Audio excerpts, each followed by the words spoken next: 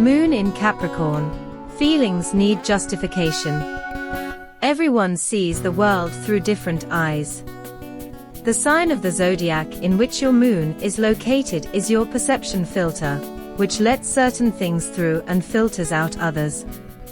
For example, you are terribly annoyed by a waiter in a cafe who always makes stupid jokes. Your friend hasn't noticed this at all. She even finds him likable. We differ greatly in the way we look at the world and in the impressions and experiences we are more open to. Are you aware that you see the world through the eyes of Capricorn? Because you have a practical and structured attitude, you seem to cope with problems more easily than others. Some people may even value your advice in crises. Your emotional self-discipline makes you come across as objective and predictable in conversations. You are able to hold back and, especially in public, hardly ever step out of line.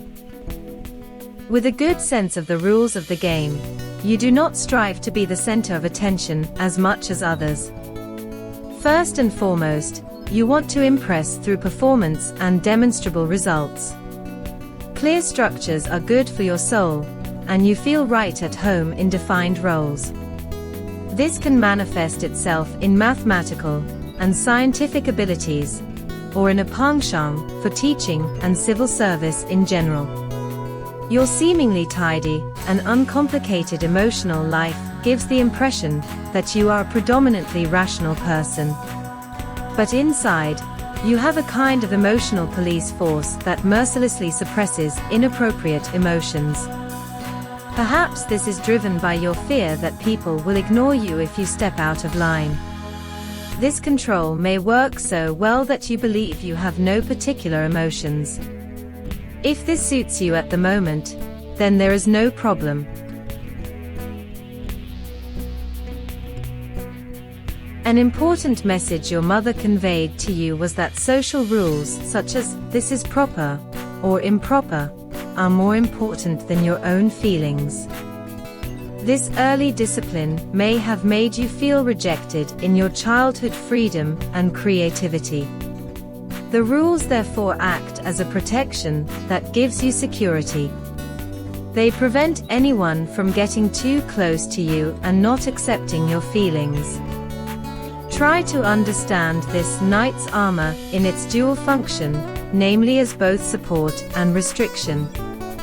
Then you may feel that it initially unsettles you when you loosen some of this strict control and show your emotions more, even if they are not always politically correct. But at the same time, you will also feel much more alive. To shed your emotional armor, you need blind trust in your partner. That's why it feels like it takes you forever to really commit. Perhaps the erotic component is sometimes secondary for you, so that you can keep your distance. Because you have lost touch with your feelings and instincts to some extent, you are more sensitive than others in this regard.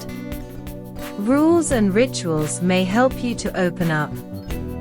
However, relationships you have entered into are difficult to let go of, even if you have long since grown apart. For you, breaking up feels like failure. But if you manage to overcome your emotional barriers, partnerships with unexpected depth and passion await you.